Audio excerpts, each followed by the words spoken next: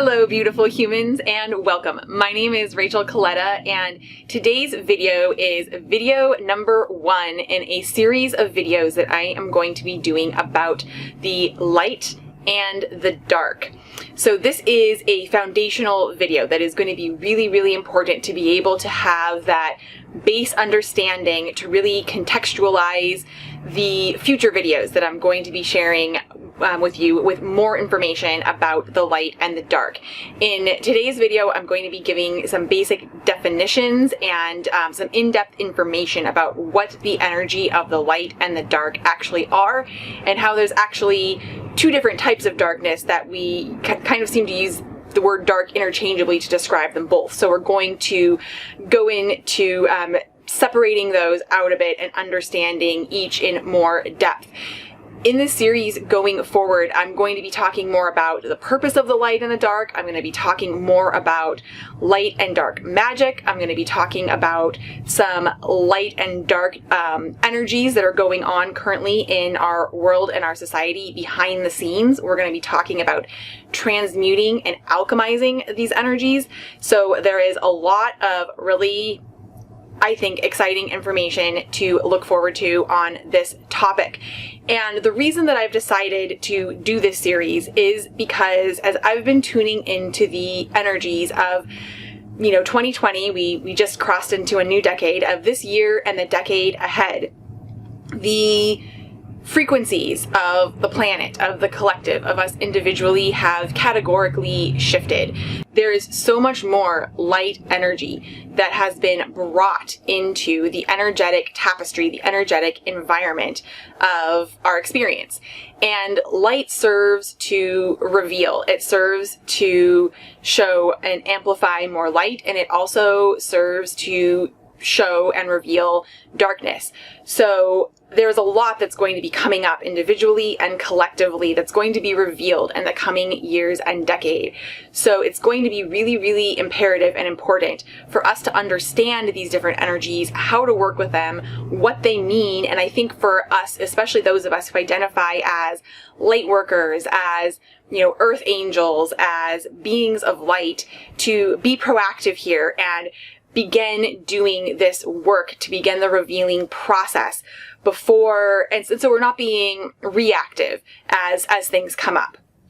So that's why I feel like this is so important, and I thank you all for being here and going on this journey with me. As we discuss and dive into these energies of light and dark, I think that it's really important to start by saying that it's going to ask us to at times hold almost two seemingly opposing ideas as true. It's going to ask us to let go of some of the need to divide and compare and contrast. Comparing and contrasting definitely serves to help us understand, and I will be doing some of that. But some of the way that I'm going to discuss some of these topics might almost seem like contradictory, and there's also places where we can discuss sort of how energies differ, and then there's also a lot of places of overlap that we need to address as well. And in the spiritual, metaphysical, new age community, we are still doing a lot of work with language. We're still working to develop language that adequately explains and articulates and names concepts and energy, and this can get confusing sometimes.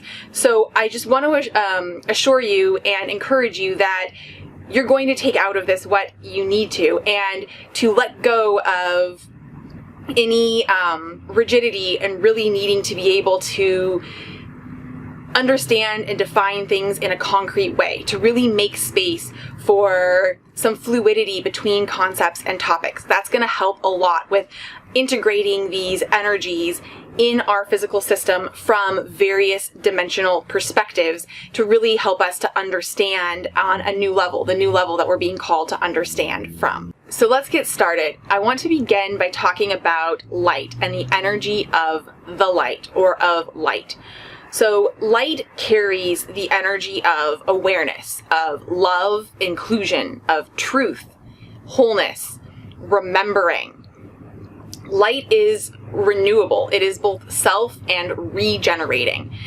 It is knowledge, power, but not the kind of power that is used to control or dominate or deceive or harm, but true sovereign creator power.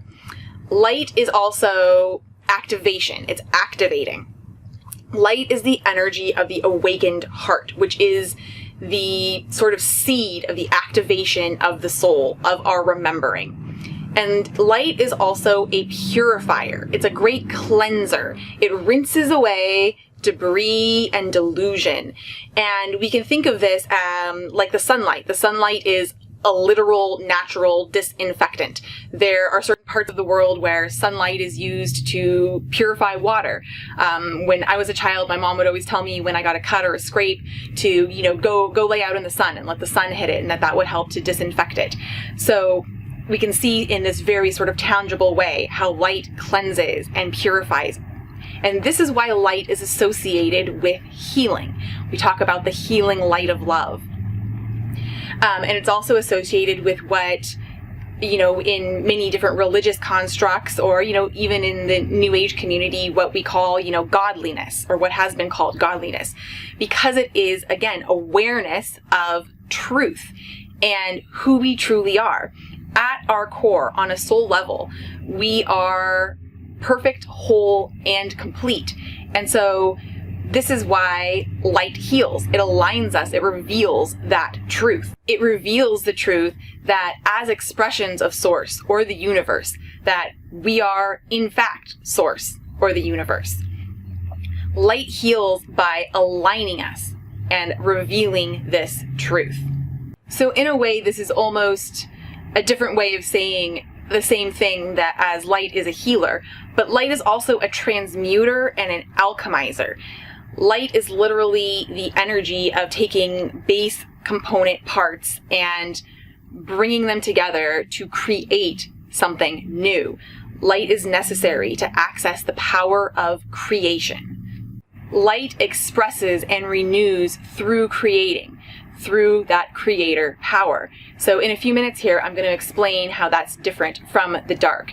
But first here, as we move to talking about the dark and the energies of the dark, I want to point out that in the spiritual and New Age communities, there's actually sort of two different ways that we use the word dark. And we kind of use this word interchangeably, but actually to mean two different things.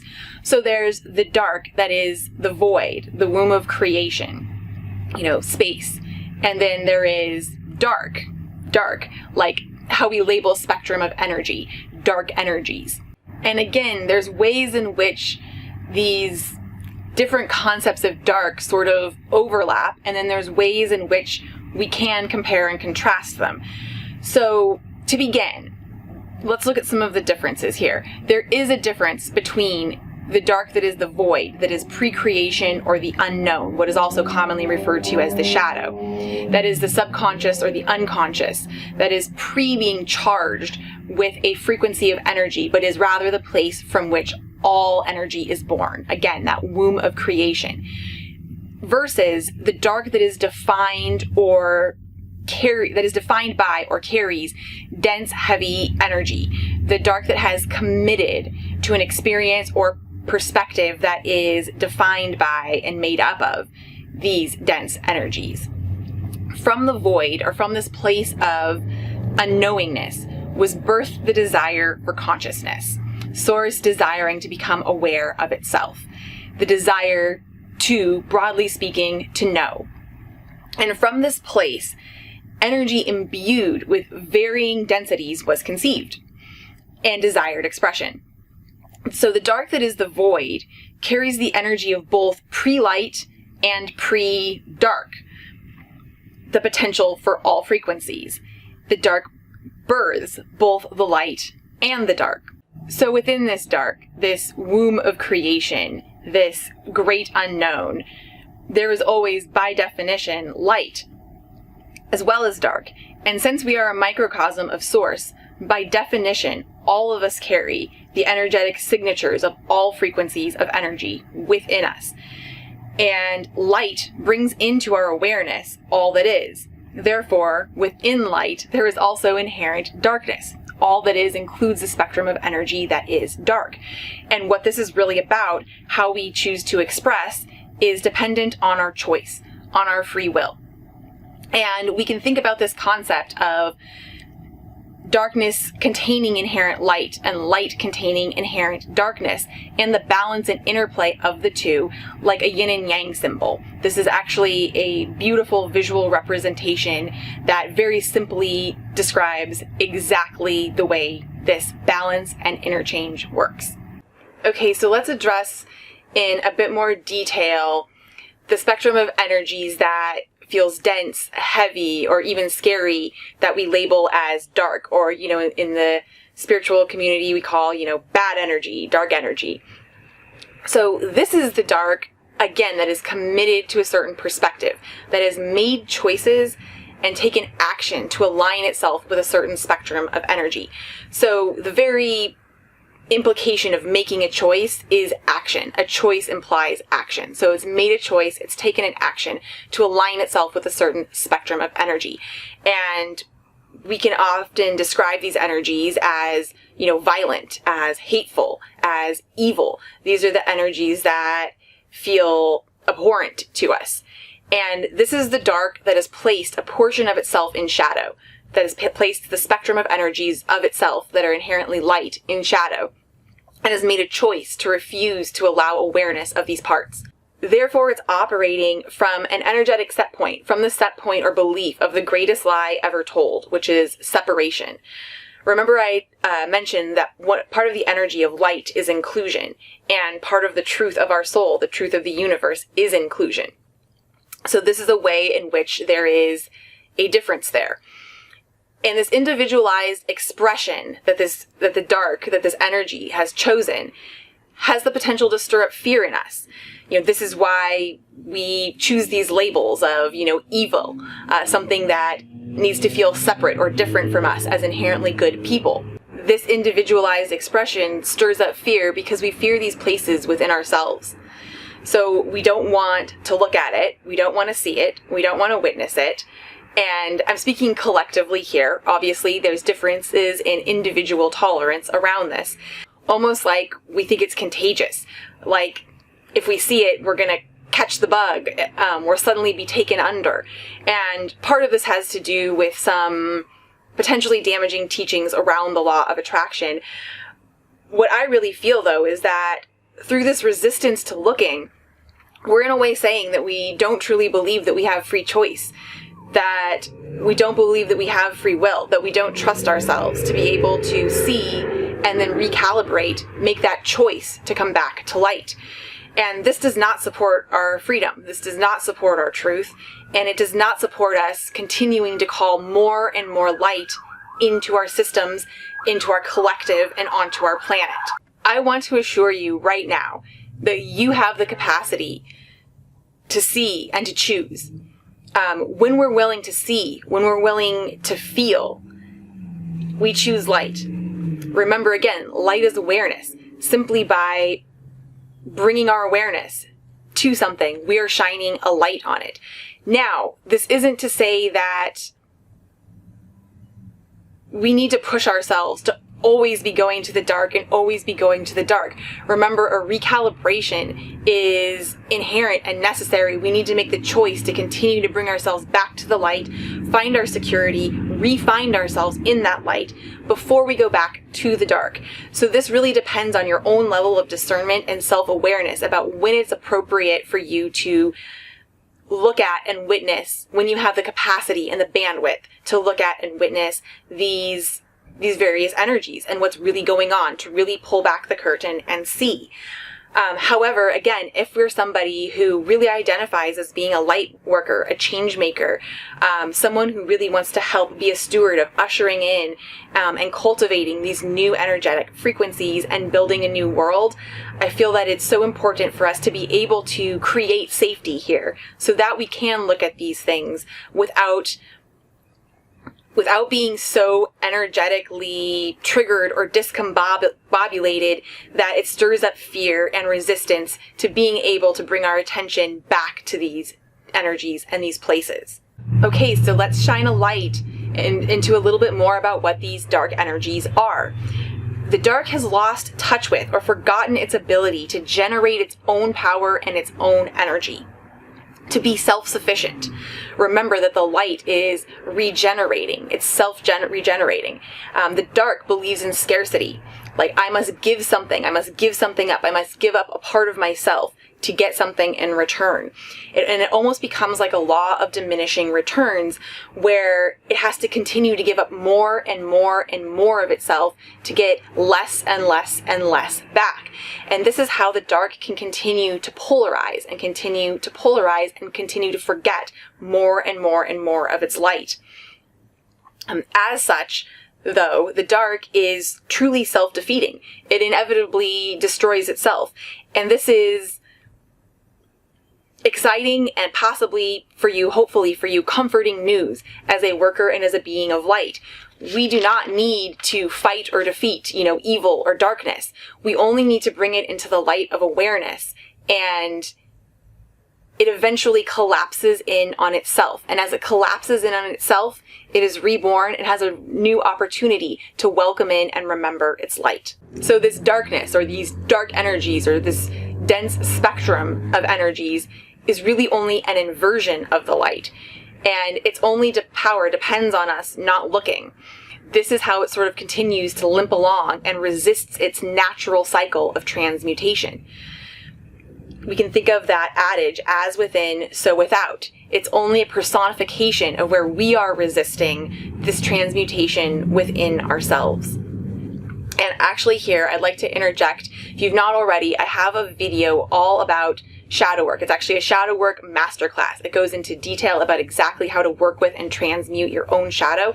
And this is a skill, this is a tool in your toolbox that is really imperative for you to understand thoroughly as a light worker. So if you've not already, I would highly recommend watching that video. I will be sure to link it below so that you can easily access it.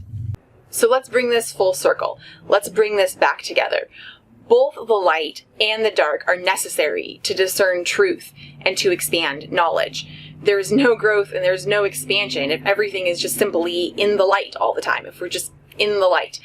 The interplay between the two is actually what breeds compassion and love and inclusion on a higher, more expanded level. We need that friction for that expansion and that growth. We need those outside, those external reflections to allow us to see more clearly and more specifically our own potential and our own capacities, our own truth, and to make those choices, to have that increased freedom.